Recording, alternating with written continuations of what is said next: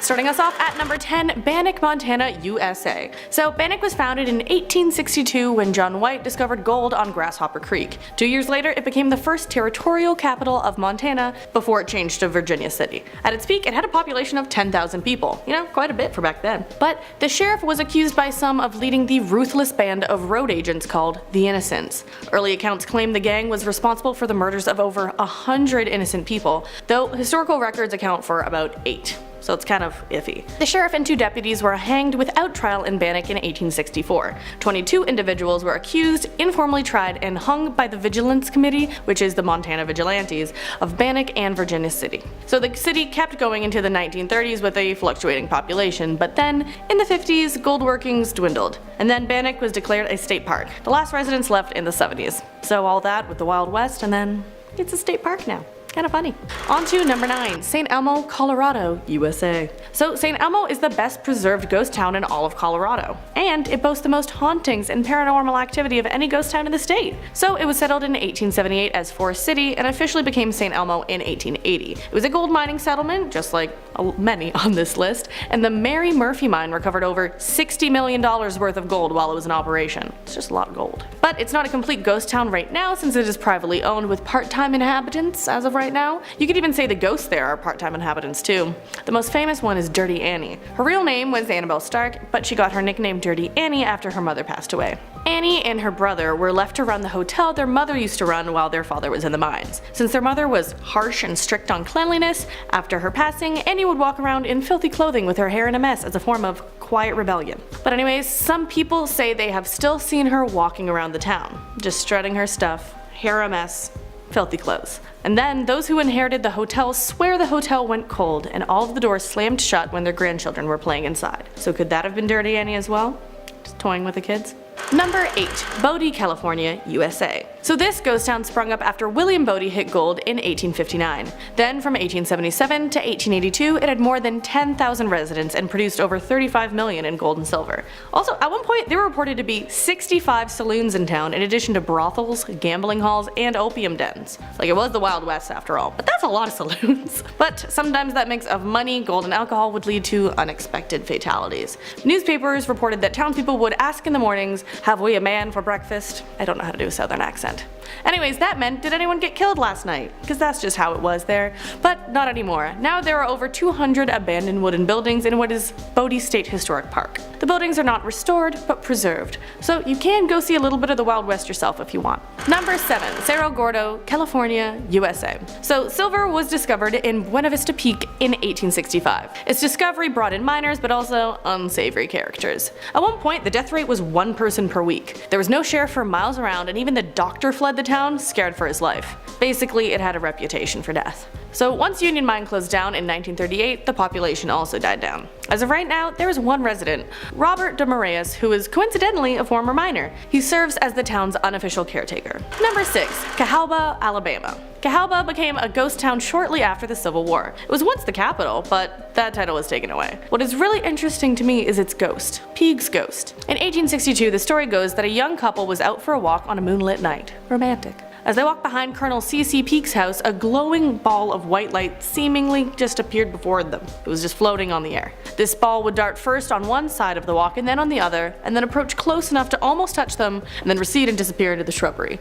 And then suddenly it was seen beside them floating again. So they thought the apparition was a trick or something fancy, maybe caused by the same peculiar phase of moon shadows, something like that. So they turned to retrace their steps, and then it happened again and appeared in front of them. Went through the same thing. So at this point, the man and his lady determined to test the materiality of the object, but then he tried to grab it, and then it darted just beyond his reach, disappeared, saw not again. Other people have seen it, and the glowing light, will-o-wisp, or whatever it was, from then on was known as Peague's ghost. Number 5, Kennecott, Alaska, USA. Up and to the left in Alaska is Kennecott. It was once a thriving 20th century copper mining town, and it is now desolate. From 1911 to 1938, Kennecott employed as many as 300 people in the mill town and 300 in the mines. It process nearly $200 million worth of copper, but once the copper tapped out, the company that established the town quickly withdrew from the settlement. Kennecott Copper Corporation left abruptly and left behind their equipment, buildings, and belongings. So now the National Park Service and tour operators offer guided access to several historic buildings, including the 14-story concentration mill. That'd be something fun to see, I think. In that mill, they apparently talk about the tales of lucky fortunes, frontiersmen, and tragic endings that occurred in the remote wilderness. Number 4. Shakespeare, New Mexico, USA.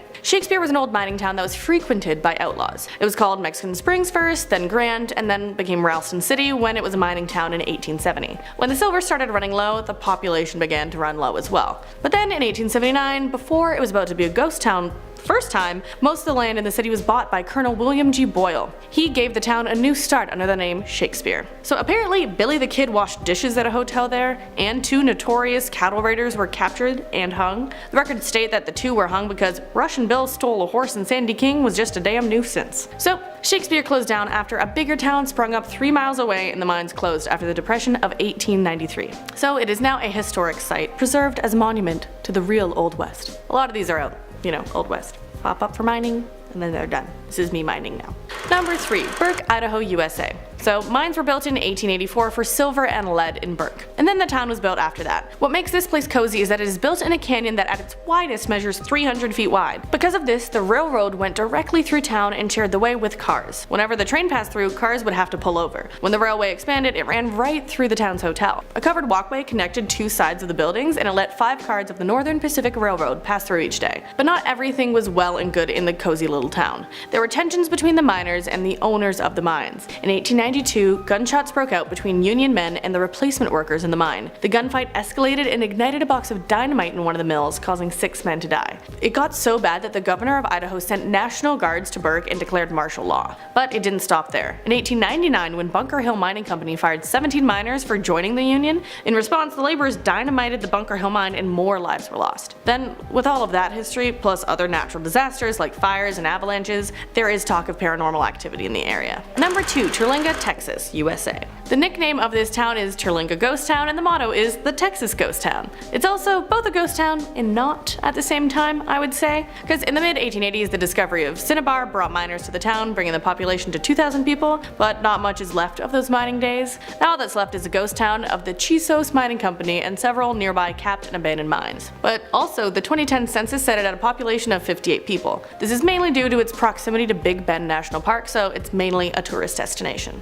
There's also reported sightings of Elvis singing at the cemetery, so it can seem like Las Vegas in the desert, I guess. More of a desert. Las Vegas isn't really a desert, you know. Last but not least, number 1, Buddville, New Mexico, USA. So Buddville was a tiny community along Route 66. It was established in 1928 by Howard Neal Bud Rice and his wife Flossie. They made many businesses and Bud cozied up to local law enforcement, but also overcharged at his auto shop and imposed fines for those caught in his speeding traps. That may have not made too many people happy. In 1967, a stranger, thought to be Billy Ray White, entered the trading post and shot and killed Bud and a part-time employee. The assailant left with $450. That day changed the nickname of Buddville to Bloodville, literally. Buddville was still occupied until 1979 when Bud's widow Flossie passed away, and so it's now a ghost town, bought and sold many times throughout the years. Even though Route 66 isn't used, it has its own exit and entrance off the interstate because he cozied up to people that much. At number 10 we have Cleveland, Ohio.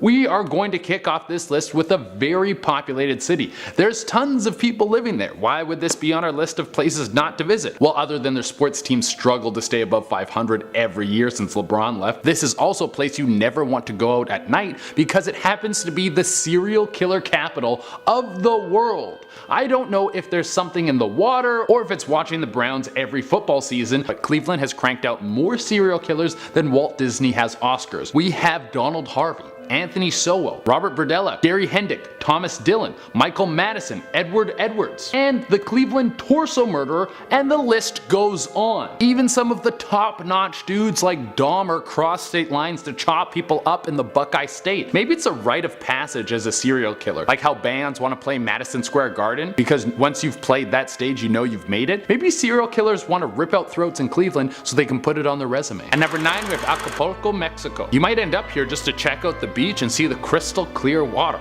especially in the wintertime. Go to a place that is nice and warm and drink a margarita on the beach, while back home everyone's drowning in snow. But if you head there, you're probably going to want to stay on the resort. No trips downtown. This city is a common place for hijackings, illegal roadblocks from rebel forces or cartel, not to mention most of the police and politicians are corrupt and might be more dangerous than the criminals. This place is a hotspot for gang warfare, with rival gangs battling each other for control of this territory. The mystery here would be, who can you trust? If the police are corrupt, they're gang members in the street, and you can't drink the water, I consider staying home in the cold. But maybe getting kidnapped by cartel is less harsh than 30 feet of snow. At number 8 we have Dubai. Known for being one of the richest cities in the world, it's possible that there are more exotic cars in Dubai than any other place on earth. But for a place that should be a mecca of health, science, and prosperity, with the amount of money flowing through it, it actually has a mysterious dark underbelly. Let's begin with the slave trade. How is Dubai able to create some of the most magnificent modern structures known to man? Well, they hire workers from other countries to come over and do the work for them. Sounds like a great deal. You move from another country to one that is much richer than yours, and then they immediately give you work. The only problem is they take your passport, you become a slave, and they pay you nothing. This has been reported to happen again and again with giant construction companies in Dubai, basically working human trafficking operations, sending out calls to impoverished countries telling them that there's work to be had. Secretly, it's all a trap. Also, if you're a woman, you should know once you cross the border, the law isn't on your side. What kind of upside down madness is this? Next time you're planning a getaway, you should probably choose somewhere where the law isn't trying to kill you. At number 7 we have Juarez Valley, Mexico. It shouldn't be a surprise that we are putting somewhere that's on the United States-Mexico border on this list of places you don't want to visit. All along this border is a hotspot for drug trafficking and is a place no one would really want to live. During its peak, the Juarez Valley was around 60,000 people. Now only 5,000 people live there. Most of them left out of fear of being murdered or extorted by the cartel. If you were to pass through this area, you would see a vast landscape of ghost towns and desert. The setting is so eerie, and it makes you wonder why the 5,000 people living there haven't tried to leave already. It should be zero. Well, if I'm living in a place where the only industry is murder and drugs, I might relocate to a city that has a nice safe coal mine for me to work in. This place is so harsh it has been given the nickname Murder Valley. The mystery here is why anyone would ever live here. At number 6 we have Mount Hua, China. If you are afraid of heights, this next place is gonna make you feel like your gut is dropping into your butthole. Just looking at this place, I feel like I'm gonna have a free fall out of an airplane. This city is up one of China's great mountains, and it's a main tourist attraction, and it is terrifying. This mountain is considered the most dangerous hike in the world, and for good reason. The scenery is beautiful, but if you want to get the opportunity to gaze at the amazing landscape, you're going to have to walk along wooden planks on the side of a mountain that have no railing, just a big chain to hold on to. Excuse me? Look at this video clip.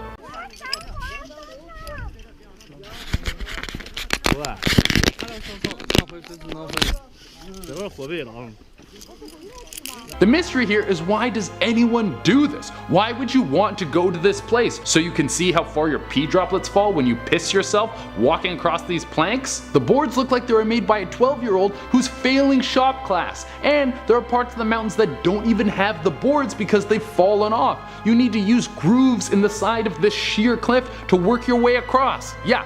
No thanks. At number 5 we have Caracas, Venezuela. Just to sum this place up, it has the 3rd most murders per capita in the world. If that's not enough to make you steer clear, then I don't know what else to tell you. The country also has a dictator in power who loves killing protesters who are just trying to fight for their freedoms. Pesky protesters always wanting to exercise their rights and be treated like human beings. But if militarized police doesn't get you, you can hope that one of the many drug cartels will. They will most likely rob you for everything you're worth or kidnap you. I really wonder what would happen if I got kidnapped. I have no money, and I don't think anyone would pay to set me free. I would have to start a GoFundMe. At number 4 we have Fukushima, Japan. If being on a fault line and having a huge chance of getting hit by an earthquake or being next to an unstable nuclear power plant aren't enough to make you want to not visit this place, then I have one more kernel of information that just might make you go to Tokyo instead. After the earthquake hit Fukushima and the power plant was damaged, there was a massive evacuation. People left their homes and lives behind just so they could get away from the incoming wave of radiation. And what happened to the abandoned city? Well, nature tends to take over, and the forest started to move through the city in a huge way. It has been left behind for nearly a decade now, and with the expanding forest came wild boars who have been flourishing in the radiation zone. Radioactive boars. This isn't a Marvel comic, it's just super pigs that have been running all over the city, and the radiation has seemed to make them stronger. For whatever reason, these plutonium pigs seem to be less afraid of humans than the regular kind. Maybe the radiation has made them smarter, or maybe dumber. Either way, they're more likely to fight. At number 3, we have Pyongyang, North Korea. I mean, there are tons of reasons why this place is mysterious and why you would not want to go there. There's surveillance everywhere, watching everything you do. The secret police will snatch you up out of the streets and then take you to who knows where. And there's also work camps that you can be forced into for getting the wrong haircut. This is for sure one of the most mysterious places on the planet. No one really knows what's going on there except for the high-ranking government officials. At number 2, we have Kabul, Afghanistan. They say deserts are some of the most mysterious places on the planet, and Kabul is smack dab in the middle of one. The landscape seems like a desolate wonder, but if you venture in the city, you'll find carnage and the horrors of war. The invasion of American troops left this place in disarray. There are still suicide bombings, Taliban, and public executions. This is not the place you go to create fond memories. The biggest mystery of this place is where were those so-called weapons of mass destruction that gave the Americans free reign to invade? I don't think we're ever going to get the answer to that question. If you are a thrill seeker and you want to head into this war-torn area, then you better prepare yourself. It's recommended that you take war zone survival training, or you could just go to the Bahamas and take scuba training. One of those sounds way better than the other. At number 1, we have Mayak, Russia. For our number 1 spot, we have one of the most inhumane experiments recorded in history. Mayak was a town that was built for one sole purpose: to do nuclear research. This was back in the 1940s and 50s, so you can imagine that the safety precautions were pretty lacking. Almost all of the workers sent over to build the facilities and perform maintenance were prisoners. They were given an exchange. They could go work in the Mayak facility and in return would be given a shorter sentence. Unfortunately, they didn't realize that they were being set up. The radiation levels at Mayak were so high that no one could survive there for more than 5 years. On top of tricking people into fatal slave labor, there were also a series of nuclear disasters that led to the death of thousands of people. Nuclear waste from the facility was dumped into a river that 24 villages used as a source of clean drinking water. There was also an explosion at one of the containment facilities that is considered the 3rd largest nuclear disaster of all time. It was so severe that by 1959, every tree within a 10-mile radius was dead. Alright, coming in at number 10, we have Pompeii. Pompeii is such a sad tale. As many of you are likely to know from history class, Pompeii was an ancient city near modern-day Naples in the Campania region of Italy. The issue with Pompeii that it was built at the base of Mount Vesuvius, a volcano that spilled her fury in 79 AD. The city had been in existence for thousands of years before the eruption, and by the time of its demise, it was a thriving Roman hub. The eruption covered Pompeii in 4 to 6 meters of volcanic ash, burying the city but largely preserving a snapshot of Roman life. The lost city of Pompeii was rediscovered over a millennium and a half later and was excavated in the late 1800s. These days, more and more of the city is being uncovered under the ash and pumice. The area draws in 2.5 million tourists now each year who delight in the macabre history of the Roman town. Indeed, it is possible to see ash-covered corpses of bodies nearly 2,000 years old. Coming in at number 9, gone overnight, we have Chaohu. With a simple flick of an administrative wrist, the Chinese city of Chaohu disappeared overnight, which is pretty worrying. Can China just cancel cities these days? It seems so. Chaohu was a city of 4 million people and was known for housing a Han Dynasty tomb and a large freshwater lake. It seems that the Chinese government is pretty obsessed with economic statuses and statistics, and the reason that the city was effectively deleted was to adjust its borders borders, giving land to nearby cities to make them seem more profitable, which actually sounds kind of crazy, right? The worrying thing is though, is that there was absolutely no public consultation or official notice, and residents were only aware when they were told that they were living in new parts of old cities. So I live in Toronto, like I said, and I guess it's like waking up in Toronto and it no longer being a thing, and I'm told like, oh, you live in East Niagara now. I guess not a lot would change, but at the same time, everything would change. Weird. So weird. Okay, pinnacle of weird at number 8, we have Taured. Where is Taured? Is it a place or does it exist beyond our universe? We have talked a little bit about the man from Taured on Most Amazing a few times, but now I want to talk more about the country itself. But first, let me recap. In 1954, a man was detained at the Japanese border in Haneda. This is in Japan, and he arrived on a plane from Europe. The man was affronted at the border control officer's questions. He claimed that he was on his third business trip to Japan that year. When he was searched, he had a wallet filled with a mixture of currencies, seeming to verify his business traveler status. When he presented his passport, officials were absolutely baffled. They'd never seen a passport like this before. Asking where he was from, the man, who primarily spoke French, said he was from Taured. I'm sorry, where? Officers were absolutely baffled because, as you probably know, there is no such place. When he was asked to point to it on a map, he pointed somewhere in the locale of Andorra today. He then became confused and agitated that the map he was given didn't actually include Taured. So, was it real? Did it disappear, or did he appear from another dimension? His passport looked legitimate, but he was from the mysterious country. His passport even had stamps in it, legitimate stamps, that seemed to actually cooperate with his story. He was also carrying a checkbook to a non-existent bank branch from Taured. So I guess my question is, even if the passport and checkbook were convincing fakes, how on earth would he even have been able to get on the plane in the first place? Passports are checked at multiple times when you go to an airport, including at check-in and before you're allowed to even board. I for one have like a deep feeling that Taured is real, but where did it go? Once again I ask, is it in another dimension? Because I don't know, I think that. Speaking of other dimensions, this is crazy. At number 7, we have the Cloud City. This terrifying city in the sky appeared and disappeared within the space of a day. Chinese media went wild when thousands of residents who live in 2 different cities in the country spotted what looked like a huge floating city in the sky. Have a look and tell me what you think, like what on earth could that even be? The phenomenon was described as being a ghost city by onlookers who saw skyscrapers in the clouds. To me, I'm thinking this is another sign of a parallel universe or something. The phenomenon occurred in both Guangdong and Jiangxi, with some believing it was an alien city. The images were caught on camera for the world to see, so I have to say, what on earth or above earth is going on? Even though it looks like a city in the clouds to you and me, apparently it's an optical illusion called Fata Morgana, which is a natural mirage. That being said, hundreds of people saw this disappearing cloud city, which to me makes me think that actually there might be more to it than simple mirage. A reappearing city up next, we have Villa Epicuen. Oh my goodness, wait until you see pictures from Villa Epicuen.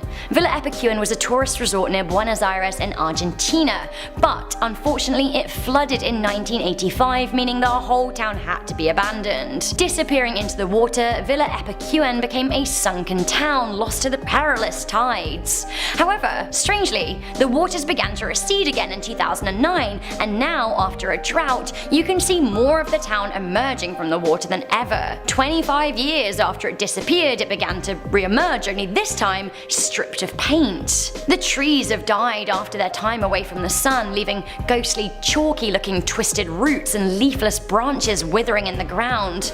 Rusted cars and dislodged bathtubs litter the banks, but honestly, it actually looks kinda cool in like a ghostly, scary way. Coming in at number 5, we have Angikuni Lake. This is a spooky Canadian urban legend set in the frozen north of Nunavut, one of Canada's largest and yet least populated territories. The conditions in the Arctic land are pretty terrifying at the best of times. The story goes that in the year 1930, a fur trapper, Joe LaBelle, needed to take shelter from a storm, so he decided to trek to a close-by Inuit village that he said he knew well. He'd been a few times in the past and called out a greeting ahead of his arrival, which was weirdly met with no response. response. When he arrived in the village, he found that its entire population had vanished. Stranger still, it appeared that inside the houses, food was still kept in stocks, and there were even some half-eaten meals on tables. It was as if everyone had fled at a moment's notice. LaBelle reported the incident to the Royal Canadian Mounted Police. Now, after months of investigation, they never found much of a trace of the residents. These days, the village can't be found at all, which has led many people to think that it simply never existed. Coming into number 4, we have Ashley. The story goes that in August 1952, the small town of Ashley in Kansas, USA, disappeared following a magnitude 7.9 on the Richter scale earthquake.